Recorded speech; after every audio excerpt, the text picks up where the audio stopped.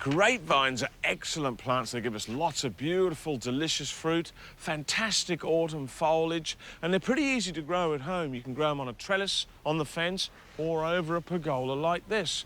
But one thing you've got to get right is the pruning. And in the southern states, now is the perfect time to prune.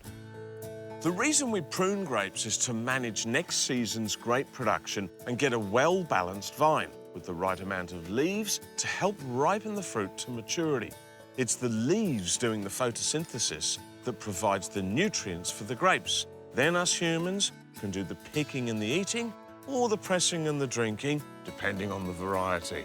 There is no point in producing too many grapes if they're going to go to waste. Although for my wine grapevines, the chances of that happening are highly unlikely. This vine is 3 years old, which means we can now start pruning it as a mature grapevine. The first 2 years are critical with your pruning. It's all about developing the main trunk and the branches. And now what I'm going to do is cut back all of last season's growth, keeping 2 main branches and a couple of canes.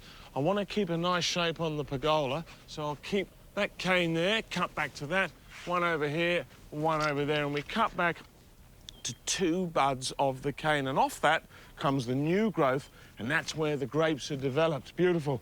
And this is a red globe variety. It's a table grape, and it's one of Kim Cyrus's favourite varieties, and he's from South Australia. There are 2 main types of grapes, table for eating and wine for drinking. And 2 pruning techniques, spur pruning, which is that classic look you see at many vineyards, and cane pruning, also used in smaller vineyards, and the technique I'm using for the pergola. This is one of the canes that I want to keep because it gives the vine a really nice shape over the pergola, so I'm cutting everything back to within 2 buds of the cane. Just like that there, so we cut that off as per normal pruning, and the reason for that is that the sap will travel up the trunk into the branches and the canes and come bursting out of those 2 buds full of energy, and we'll get fantastic grapes.